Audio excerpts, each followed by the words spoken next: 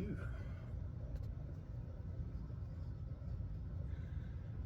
Don't mind me. I'm in my sanctum and I was writing with a new quill. I've never actually written with a quill before. Honestly, I was intimidated by it just because I've mastered my own craft of wordplay and poetry and, you know, storytelling as it reverberates within me. So when I have trouble even bringing that to language and feeling, it becomes almost fluid. So yeah, I was intimidated by the quill, but yeah, that was a lot of fun. If you're wondering what this is I've been practicing other crafts too. I'm making a book. I'm really excited about this. This is a very dear project I've been working on. I'm gonna actually finish wrapping it here in a little while. But I wanted to do something that I was afraid of and just do it because I wanted to, you know. And this has been also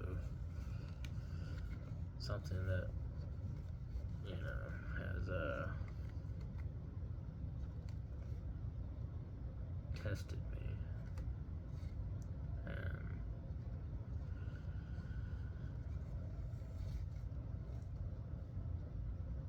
that's okay.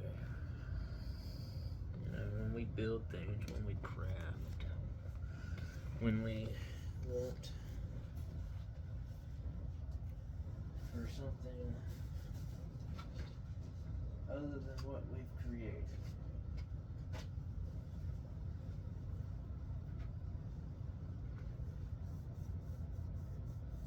yeah.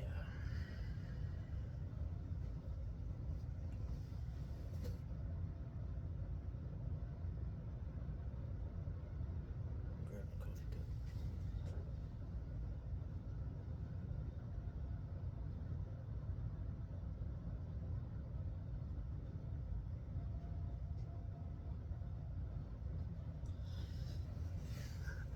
That's funny. I have a little Padawan string going on, and that's hilarious because, yeah, aren't we all just still learning?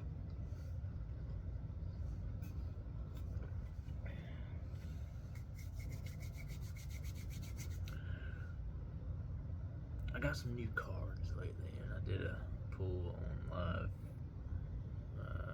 last night, and it was cool, but I got off because the message was like just directed at me, and that's fine too.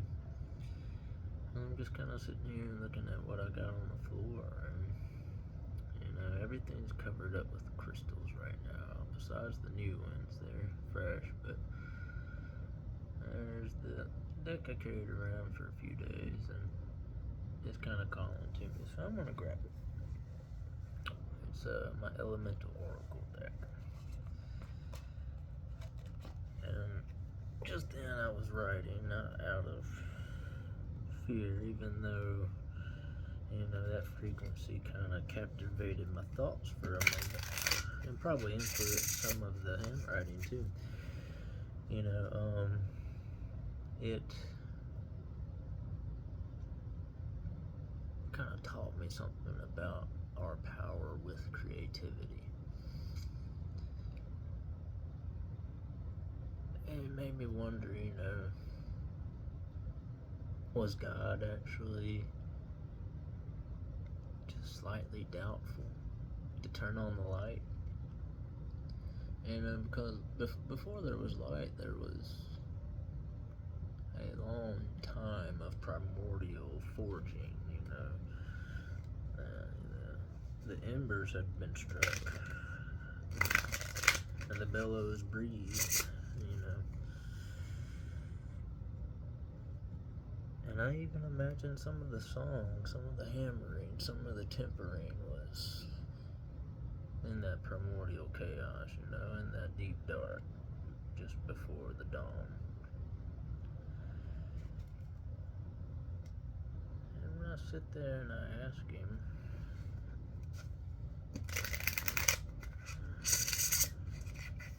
hey God, did you make us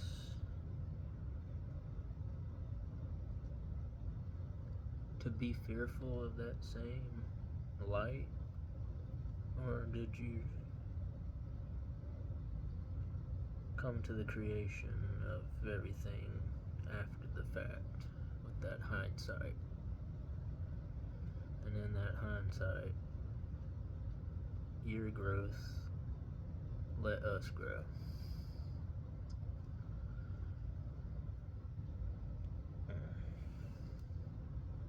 It really, yeah, kind of came like that. The equator to make equal 5. The imagery's kind of pretty, you know, it's like a yin and yang, soul, the dark, the light. Playing with the matrix. Yeah, see, that's kind of how I first saw it, was to the side like that, so that's cool. Isn't that kind of indicative of things, man? That shit's wild.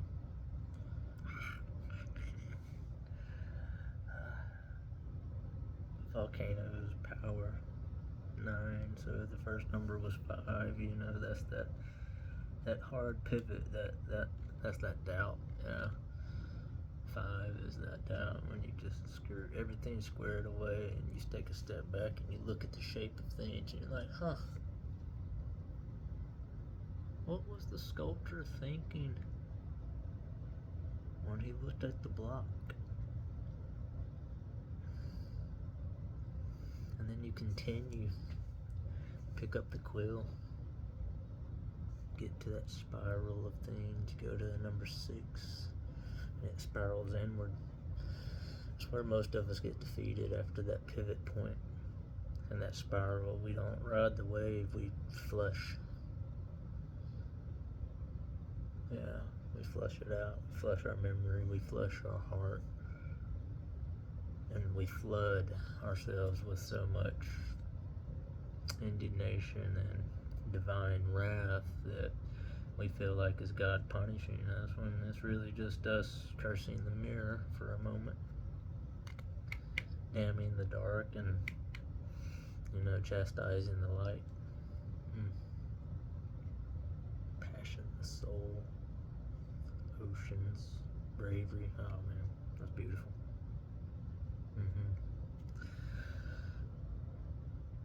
So then it came to the volcanoes, and like once we get through, you know, all these perceived misfortunes, and recently I had a post or a little meditations thing that said, you know, every misfortune is just a step to fortune. And yeah.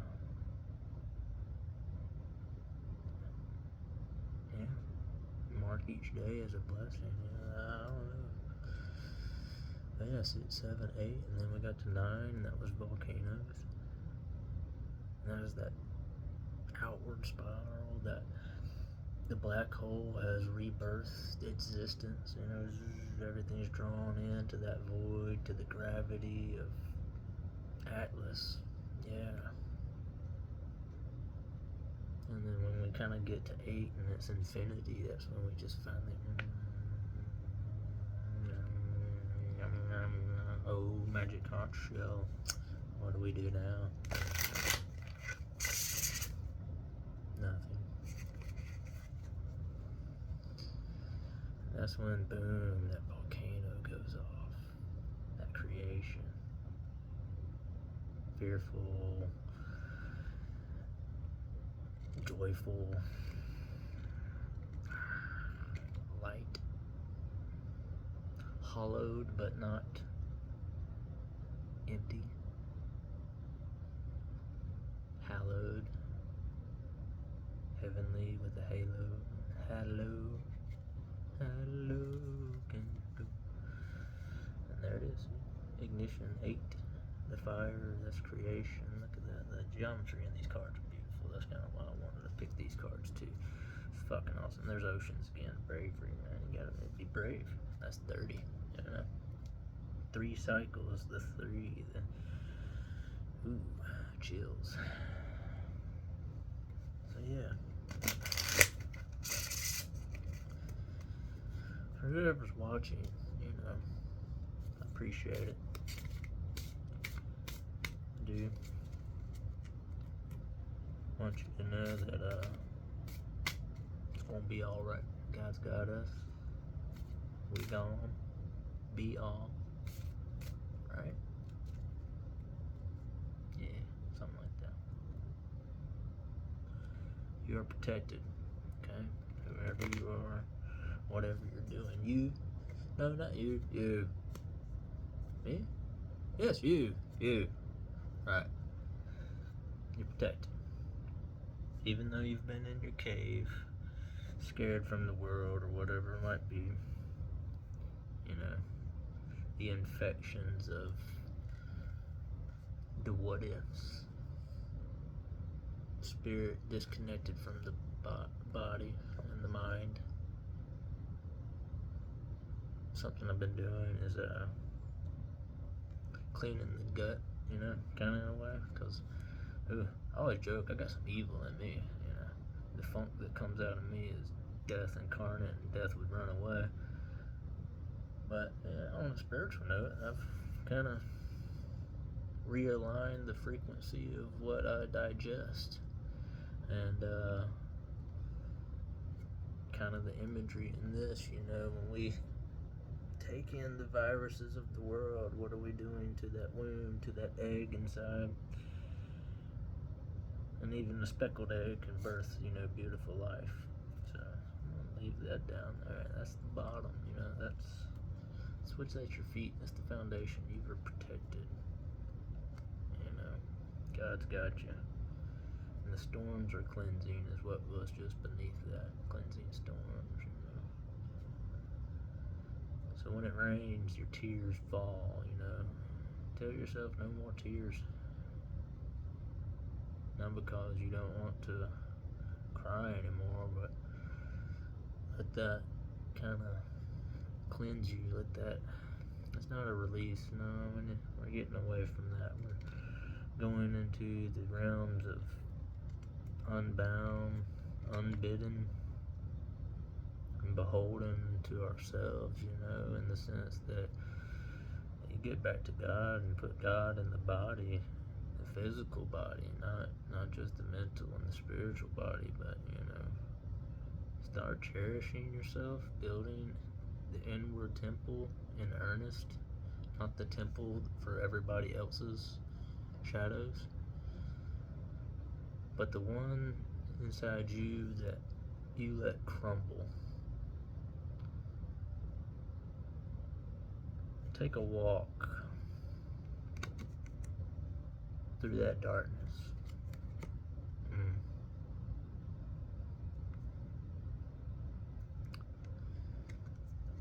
It comes to you reversed because I'll show the image. And this is how we got it. Alright, so the 7, you know, is also the holy pivot. It's not the pivot of doubt, but it's that bam, hard, sharp left. And when things don't go right, you're forced to go left, and then bam, you look and God's right there. That's that moon through all the darkness. Even on a new moon night, you start seeing angels all over the place. Because sometimes even God knows His glory is too much. Just like we can be too much with our accusations of why God is the way He is. You know, it's funny, I have a little stress ring thing in it. It's about yay big, and I don't know where it is. That shit's funny as fuck. Small story time. It'll be quick. I had it in my pocket, and I went to see my folks.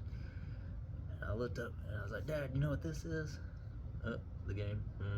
Gotcha. He's like, "A cock ring." And I was like, "Well, I mean, yes, but no, not at the moment. Metaphorically speaking, it's God's asshole. You know, it's a stress ring, and every time we're really stressed and we start making accusations to God, we squeeze the shit out of his asshole. You know, just literally think about that. Being weird, but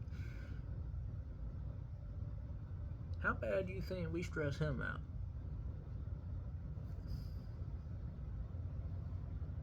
And just recently, I've only ever asked him, like, "Damn, dude, have you taken a shit in a while?" Like, I feel bad. Making God suffer through all of our mundane when, you know, he made it because we asked for it. You know, the universe works in wanting, so when you want something, it gives you the idea of wanting it. And that's when you know, that ache comes in, and it's like, fuck. I mean, you're just tired, and you're flowing with things, and you're kind of with the loosey-goosey, silly goose. And you don't have want or need because it's been provided. You start witnessing, you're holding the quill. Recently he asked, you know, it was, how do I feel about life being written? Yeah, of course it is. I'm a writer. I create worlds. I witness of death and being. So, yeah, it ends up being strange. It is written type thing. So, I asked not what was written, but who holds the responsibility of holding the quill?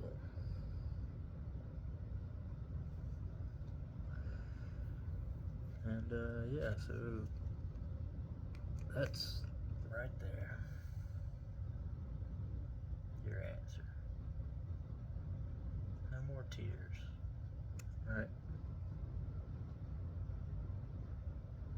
But worlds overflowing with life, joy, memory, earned being without presentation.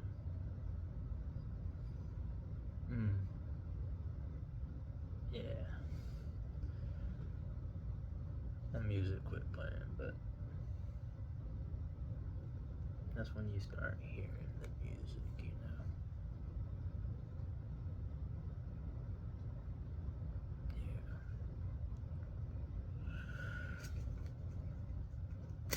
So I don't know if that's for you or for me or for anybody else, but yeah. Yes. A little bit of Whimsy. Oh, so back to the story.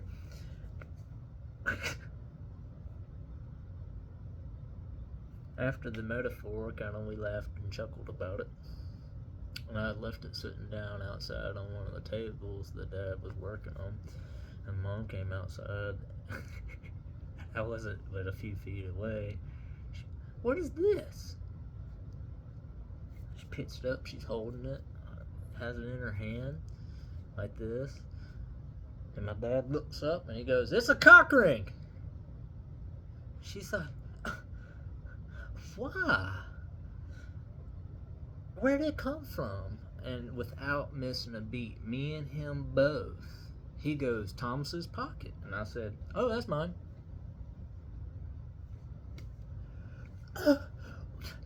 Why? Here, take it. And he just starts giggling. I start giggling.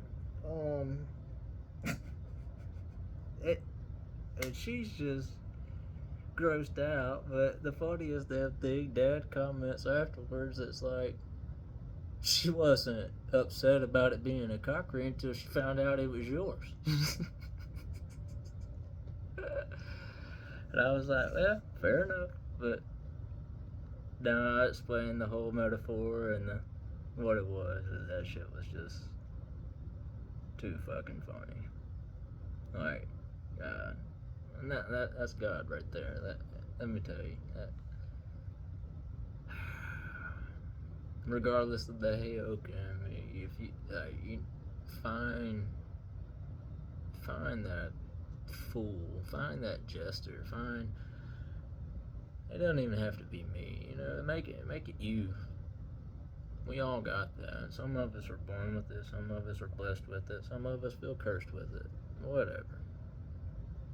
Make it you and make it proud and make it fucking funny.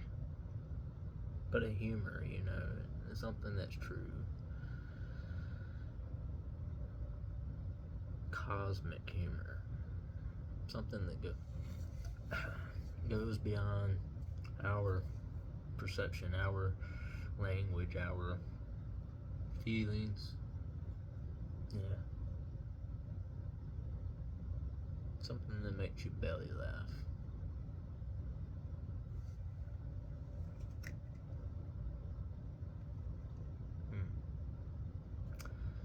So, 41, discipline, the time card in reverse. And it's pretty cool. But what I get from that, because I'm in a state of forging and tempering and, making my body functional beyond function. Tired of being old, tired of being tired. So, yeah, you start moving. That's the blade unsheathed, not to strike, but to hold in presence, offering, and that becomes stillness, not stagnation. And with that stillness, you really can find flow, you can find fluidity, you can find how to dance. And if you can't find that humor, I beg you to do this. Never not laugh, never not dance. And see what smiles you bring and what smiles you feel. Because in all those, that's what's real. Now take care. Be well and well indeed.